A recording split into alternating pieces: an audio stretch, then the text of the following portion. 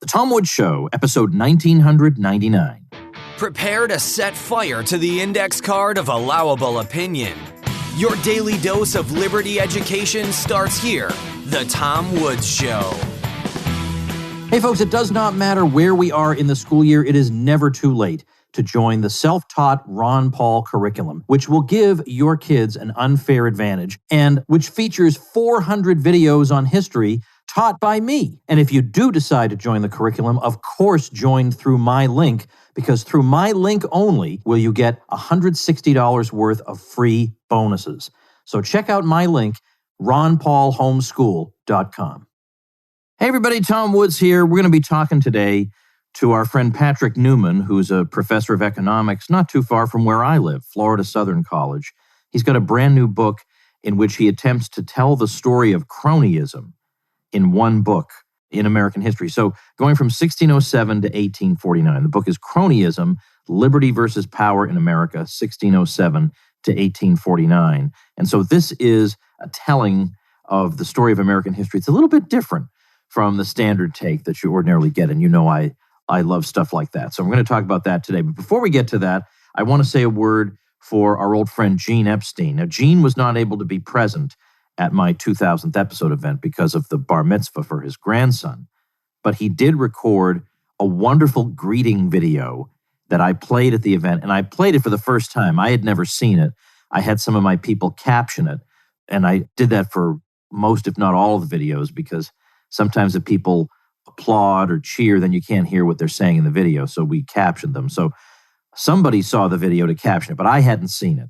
And Gene left just such a charming, wonderful, funny, slightly disparaging, but again in a funny way, but very heartfelt video that I was very, very happy to see. And so that will be included when we release the 2000th episode in the next day or so. And again, I urge you to try to watch the 2000th episode, make it a night in with your significant other, and enjoy, because it's entertaining and a lot of fun. Anyway, Gene, of course, is the director of the Soho Forum, which does unbelievably important debates on topics of interest to libertarians. And they have been doing these debates for years in New York City, where they continue to hold them. But they also have a live stream option so that you can view these debates from anywhere in the world. And their upcoming debate, November 15th, 2021, is between Stephan Kinsella and Richard Epstein. And the resolution reads, all patent and copyright law should be abolished. And of course, Stephan is arguing in the affirmative, Epstein in the negative.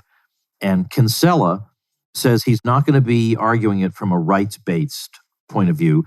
He's going to argue more or less from a utilitarian standpoint. And that's interesting because I think most people think that the IP issue is hard to defend from a utilitarian standpoint, that certainly IP, intellectual property law, is supposed to have good results. It will make people write more books or have more inventions and stuff like that. So Stephan is going to argue that that's not the case. He says, I'll be arguing at the Soho Forum that not only is IP law unjust, it actually impedes, stifles, and distorts innovation and literary and cultural endeavor. If you really want to promote the progress of science and useful arts by authors and inventors, as the U.S. Constitution says, abolish the state-imposed patent and copyright monopolies. So this is obviously not one to be missed. So check it out. The website is thesohoforum.org, and get yourself your live stream tickets wherever you are in the country and help support good old Gene Epstein, who's been such a friend to me and such a friend to the Tom Woods Show, and I want to be a good friend to him. So check out thesohoforum.org. All right, let's turn now to our friend Patrick Newman, and we're going to talk about cronyism. Patrick, welcome to the show. Thanks for having me on, Tom. It was great to see you at the Supporter Summit and to see you with a pile of books around you and a whole bunch of people wanting to get them signed. Reminds me of my younger years when I was a whippersnapper like you. So it's great to see you enjoying that success. I don't think when did I have my first? Yeah, I was older than you. Are you in your late 20s? I am 30. Oh, you reached 30. Okay.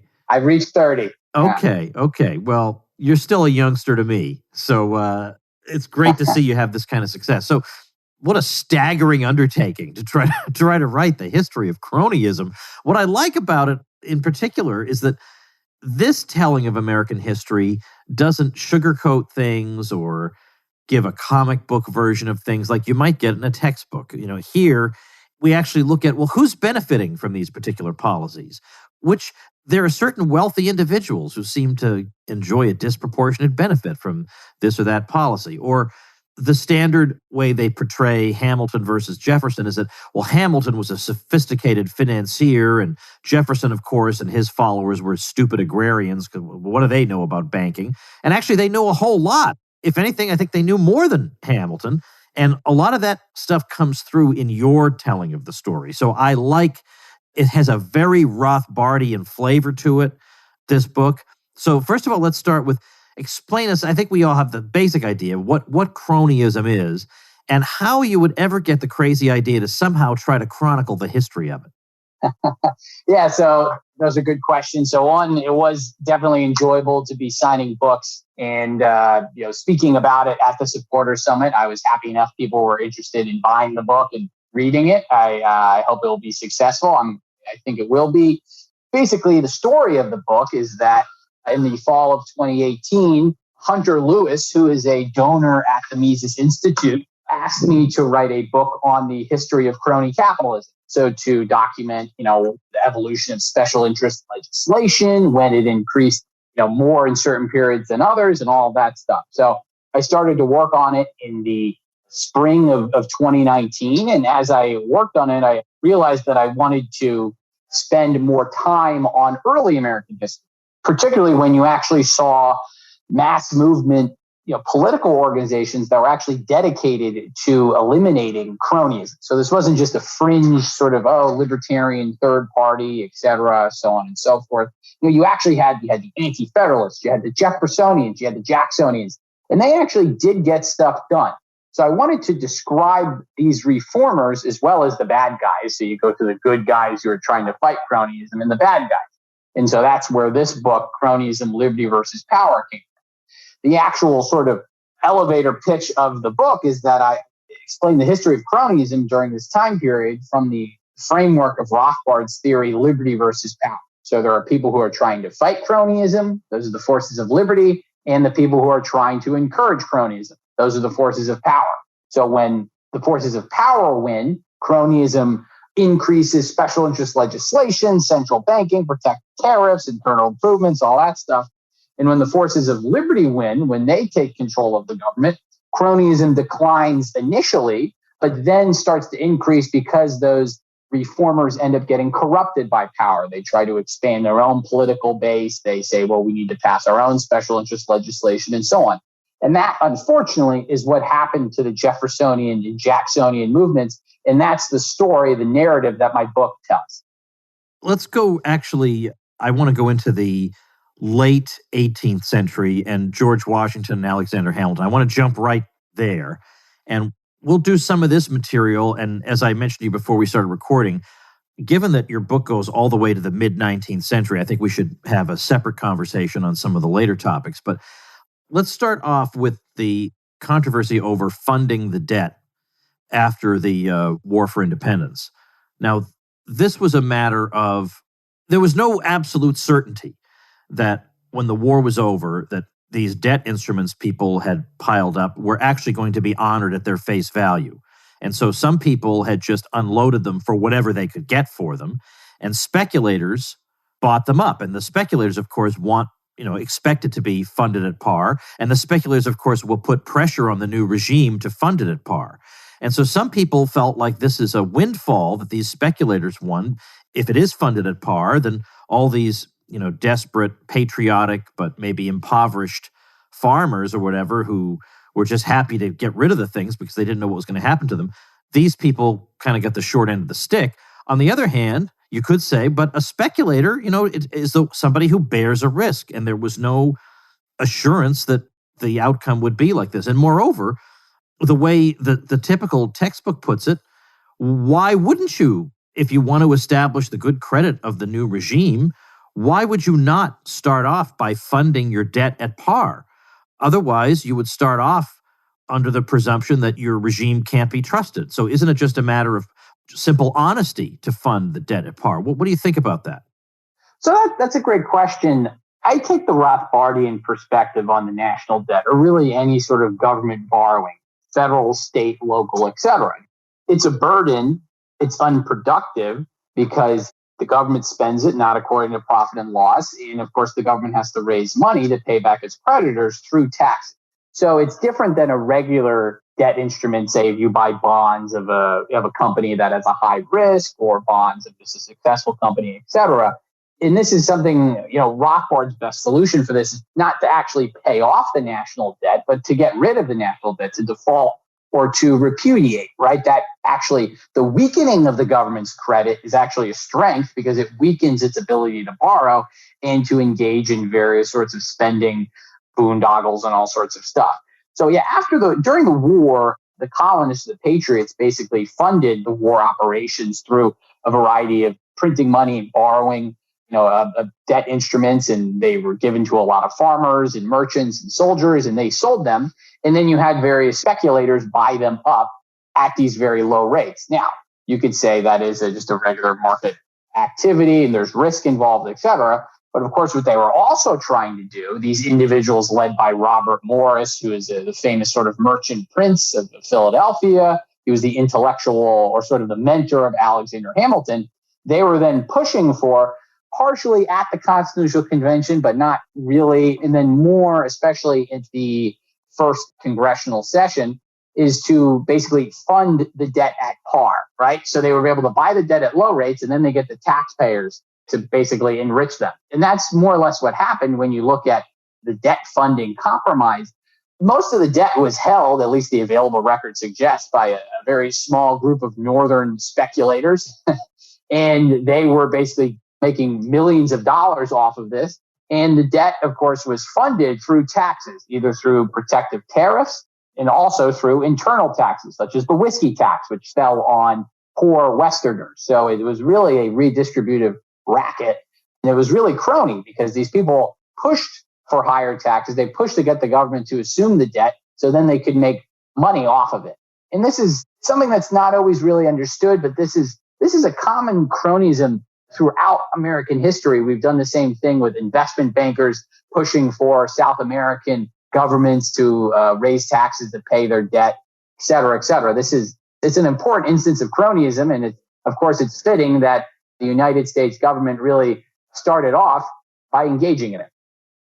I was impressed by the quotation you dug out from Thomas Jefferson. I want to shift the conversation to the first Bank of the United States that you dug out from him at the time of the Panic of 1797. Because one thing I've found in writing about this is that when you look at what people are saying about banking in the U.S., let's say in the late 18th century, but more the early 19th century, it's surprising how many times you can find people kind of stumbling upon a primitive version of the Austrian business cycle theory. They have some sense that there's some kind of artificial stimulus being given to particular lines of production that isn't sustainable in the long run, and eventually, like a sugar high, results in a crash. And so to see these glimpses, of insight from 19th century people is very impressive. Now, having said that, I want to talk first of all about what is cronyist, or what is the crony angle of, let's say, the Bank of the United States. Because again, if you read this in, your 8th grade history book, it'll say, well, to provide for the financing that a young country needs, the blah, blah, blah, blah. You'll get the Bank of the United States press release, basically, is what they're going to have in the textbook. How is the Patrick Newman interpretation different?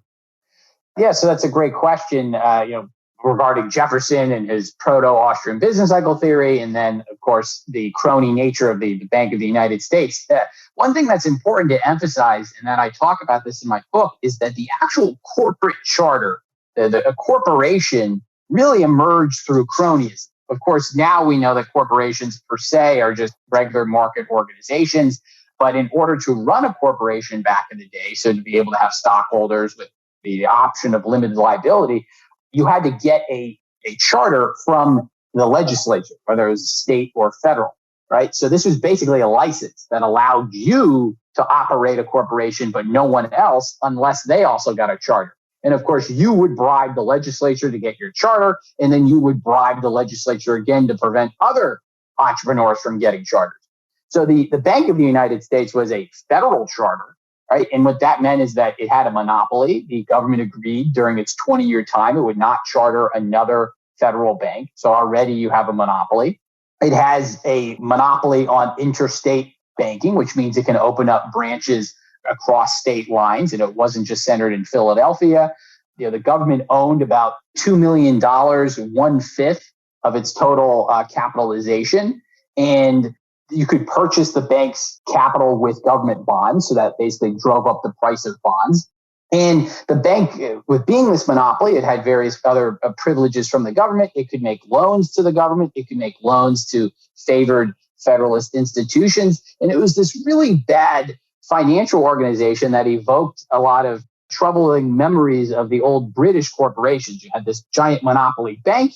It had government subsidies. It could make loans to various businesses and the government, as well as serve as the center of credit expansion for various state banks, which is what it ended up doing. And it was really a troubling organization that angered Jefferson and a lot of other, you could say, quasi-anti-federalists. I want to get on to what ended up happening with the Bank of the United States. So obviously there was a debate between primarily Hamilton and Jefferson over it, which took a largely constitutional turn in terms of the arguments made. But Jefferson was against the bank regardless of the constitutionality. So there's also that aspect of it. But can you explain why the Bank of the United States is not the Federal Reserve? You may say that it's a spiritual precursor, but it's not, it wouldn't be like what we have now. Right. So traditionally with a modern central bank, there's a couple of characteristics. You wouldn't have the monopoly on banknotes. So commercial banks nowadays, they can't issue their own banknotes. Every banknote now is a Federal Reserve note, right? So the Bank of the United States did not have that characteristic, okay? Another characteristic of a central bank is it has to be a banker's bank. What I mean by that is that commercial banks, much like we keep our deposits at commercial banks keep their deposits or some deposits at the central bank. The Bank of the United States did this indirectly by basically it would collect a lot of state banknotes, and sometimes it would call them in for reserves and sometimes it wouldn't. And by not calling them in, it was in a sense granting loans to banks. Okay. Another characteristic of a modern central bank is it has to be a regulator of banks, right? So you think of the Federal Reserve sets reserve requirements for banks, making sure they're holding enough capital and so on. Bank of the United States didn't really do this. Also, another characteristic of a modern central bank is it has to be a lender of last resort. The Bank of the United States did do this occasionally. It would make loans to various institutions and so on, but definitely not with the same type of intensity as the Federal Reserve.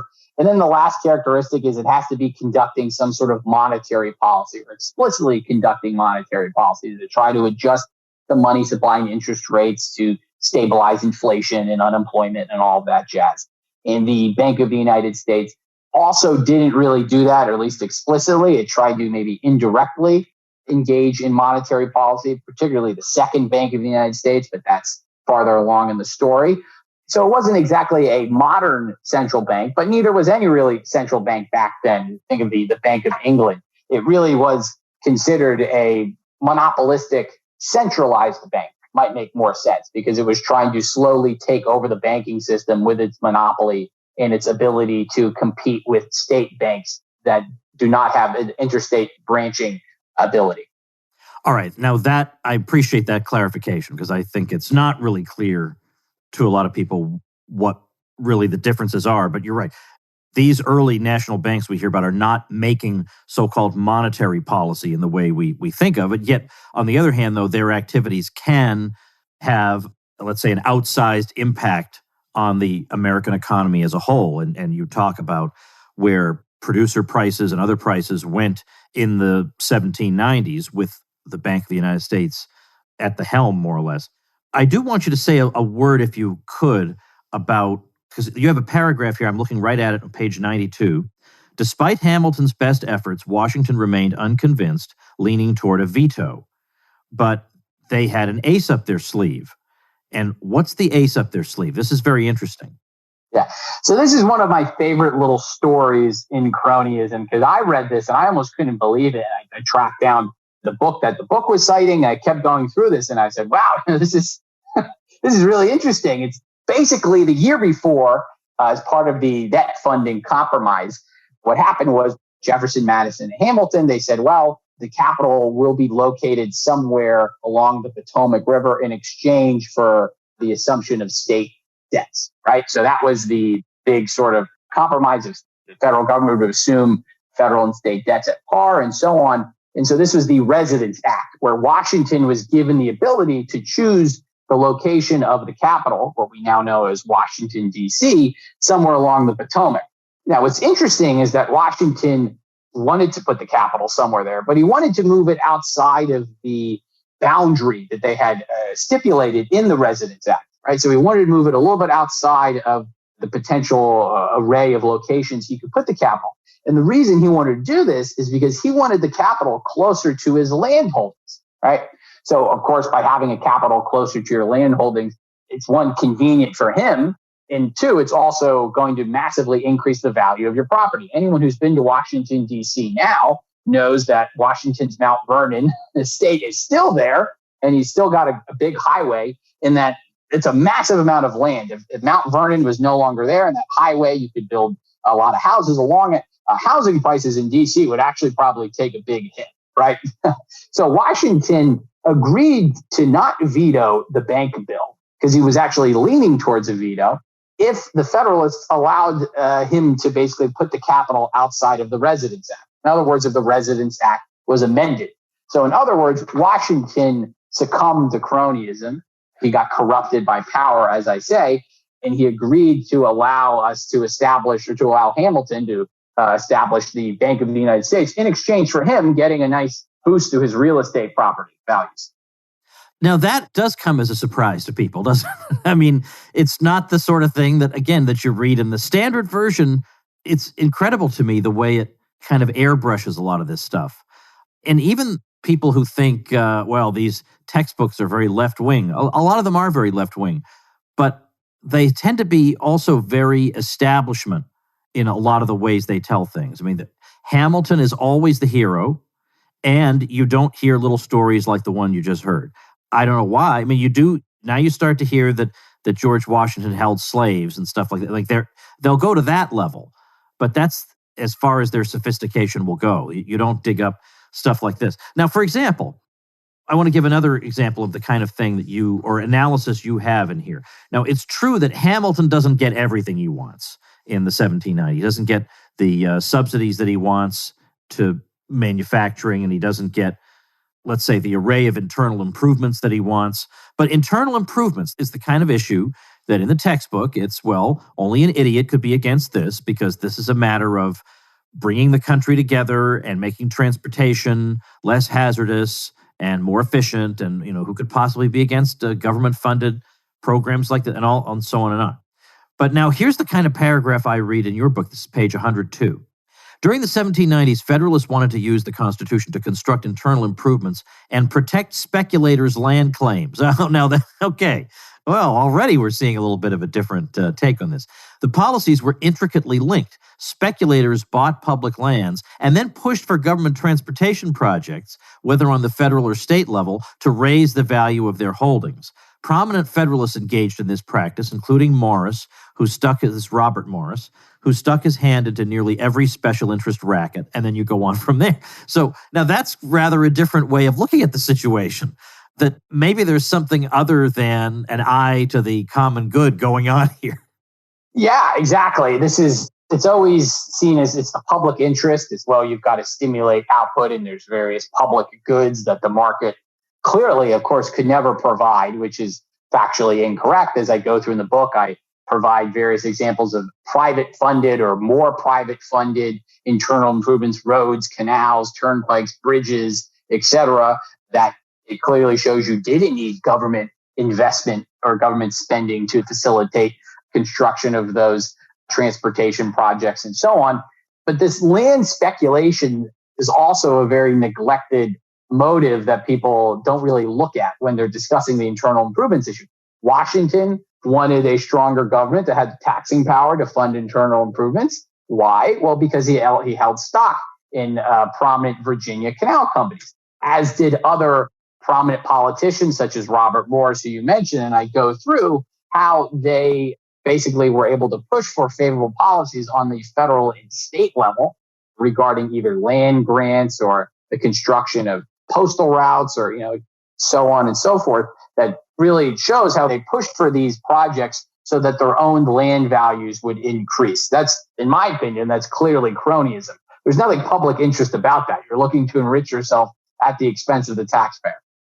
Hey, folks, let's take a minute to thank our sponsor, Skillshare. Now, you've heard me talk an awful lot about Skillshare. As a matter of fact, in the 2000th episode of The Tom Woods Show, coming out tomorrow, you'll hear that in our Family Feud game, one of the questions was, name something you associate with Tom Woods, and one of the responses somebody gave was Skillshare. Well, right now, I'm speaking in particular to all of you who have heard me talk about this and haven't given it a try yet. They're giving my listeners a free month of premium membership that gets you access to thousands and thousands of classes on topics ranging from illustration, design, and photography to animation, productivity, entrepreneurship, marketing, and more. And you'll find all kinds of subgenres within these categories. For example, gardening, creative writing, sign language, and way, way more than I can list. You'll find classes for every skill level, and they're short and to the point, so you don't have to put your life on hold to complete them. You'll create real projects and get the support of fellow creatives like you, so you can accomplish real growth.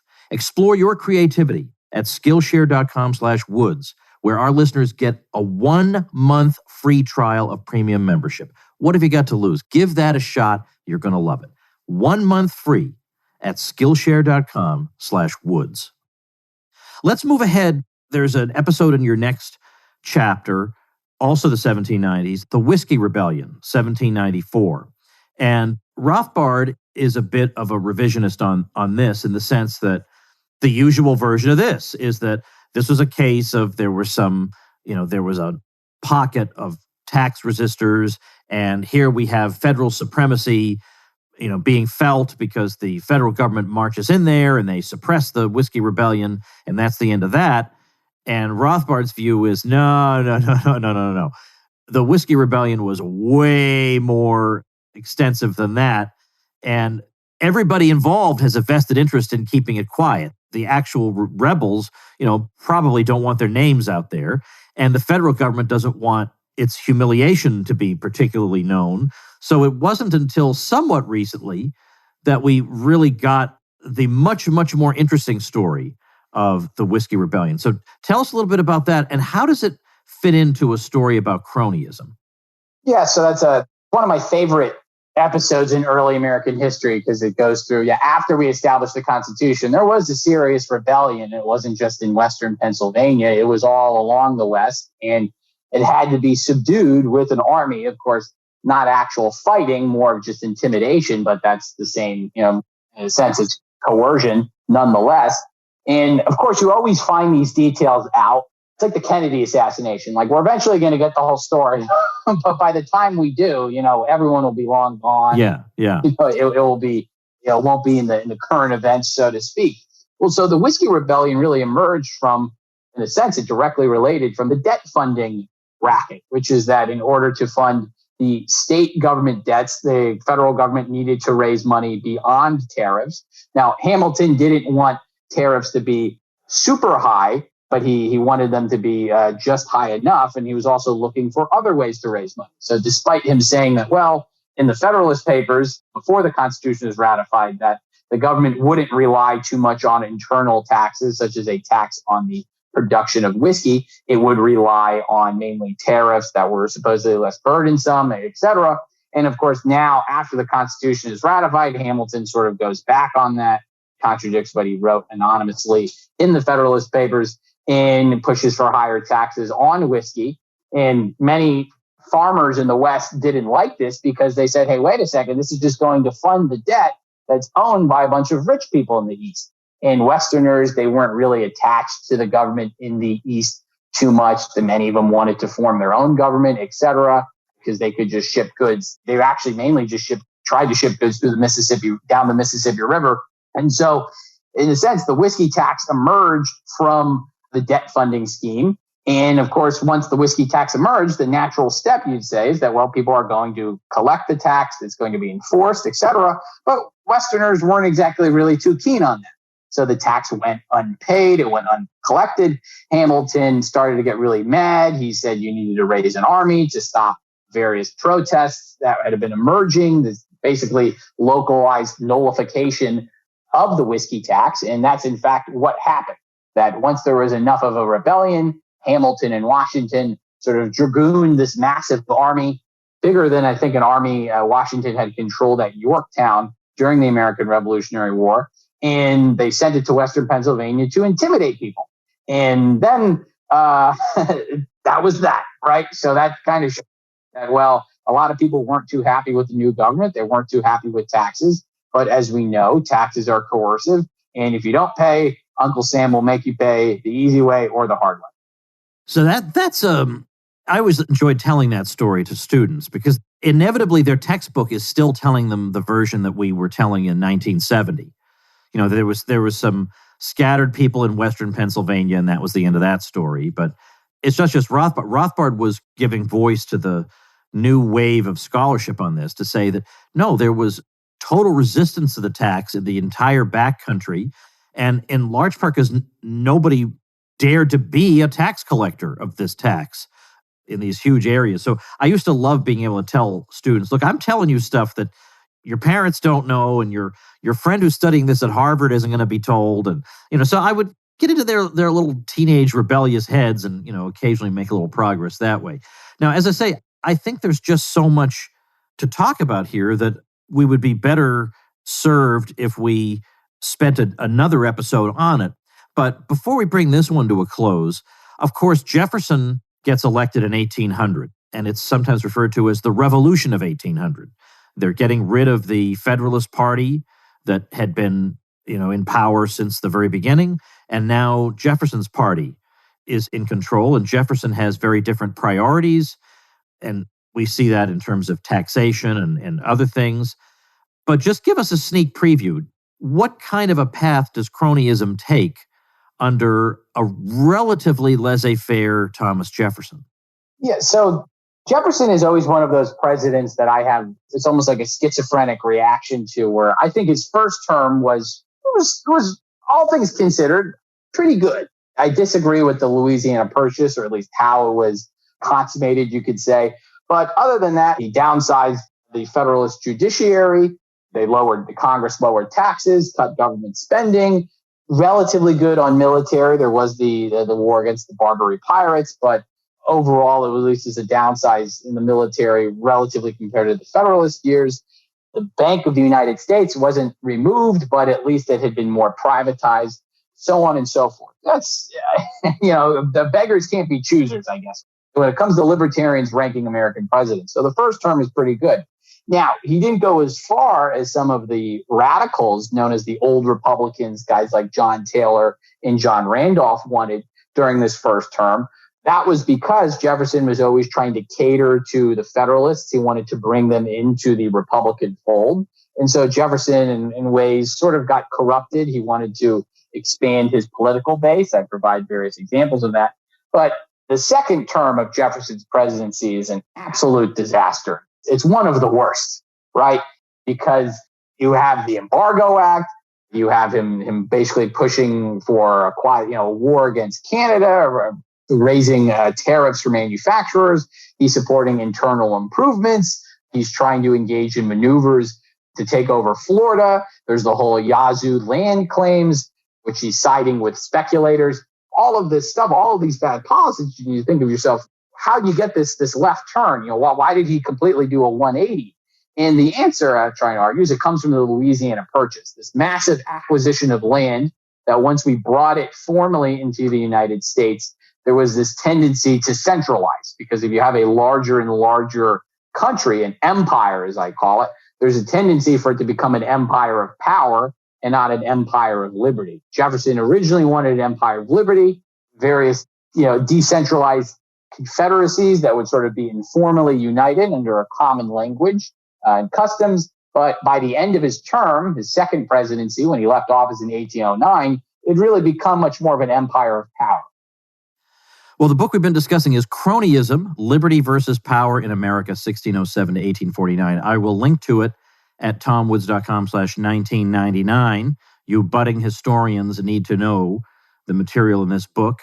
Congratulations to Patrick Newman, who's just these days makes me feel like a lazy bum with all the things he's working on. Are you, when you finish a book project, you've just done something really exhausting and you might be inclined to take some time off before starting any new projects, but I can't help asking, do you have any other projects in mind? Yeah, so my next project I'm working on is my memoirs. No, I'm kidding. I'm not working on my memoirs. Not doing that. So actually, I am working on a manuscript with Joe Salerno. We're almost done with the rough draft. It's about 170 pages or so. We want it to be around 150 when it's all said and done. It's on the history of Rothbard's evolution as an economist in the 1950s and the early 1960s. So him working with Mises and writing Man, Economy, and State. So we go through the evolution of Man, Economy, and State, how it started off initially as a textbook rendition of Mises' Human Action, but then Rothbard wrote his own treatise and how he built upon Mises' system and how he corresponded and interacted with other economists of his day, such as Milton Friedman and other members of the Chicago School. That we're hoping for is, it would be released sometime in early 2023. The Making of a Misesian Economist is sort of the tentative working title. That's what we're working on now. Of course, I would like to continue the story of cronyism, go through later periods, Civil War, the Progressive era, the Roosevelt era, the New Deal and all of that. If there's enough demand for the first book, I'm really familiar with that type of history. And then I've got some other side projects working on. I'm still working on this big meatpacking paper going through the history of the Meat Inspection Act of 1906 and all of Upton Sinclair's lies and all that stuff. So there's a couple things in the pipeline, and with any luck, they'll all see the light of day. Well, sounds excellent. And of course, we'll have to talk about all future Patrick Newman projects here on The Tom Woods Show. So check out tomwoods.com/1999. You can get a link to Patrick's book, Cronyism.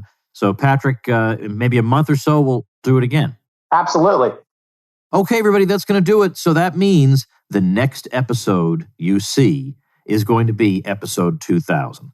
So again, I'm just telling you, there is a little bit of language in it, and there are a few little corrections I'm going to make, or there are people who I feel like didn't get proper introductions. I'll give them the proper introductions. But otherwise, the thing stands on its own, and I think you'll enjoy it. Now, it's long. It went way longer than I thought it would. Everybody went over their allotted time. But there's no part of it that I would say, yeah, we should just take this out. It's all good. Listen to it in shifts or, watch some of it one night and watch the rest the next night. You're not going to be bored because it's all fun and funny with people we all respect. So look forward to that. And please consider becoming part of my community. But an event like this costs way more than you think to put on. Okay, whatever you think it costs 5 times that.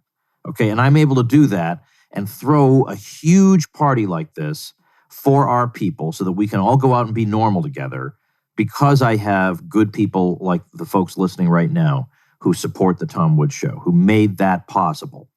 And I would love to invite you to be part of my community, the supporting listeners of The Tom Woods Show who have access to The Tom Woods Show Elite, the greatest no-censorship discussion group in the world.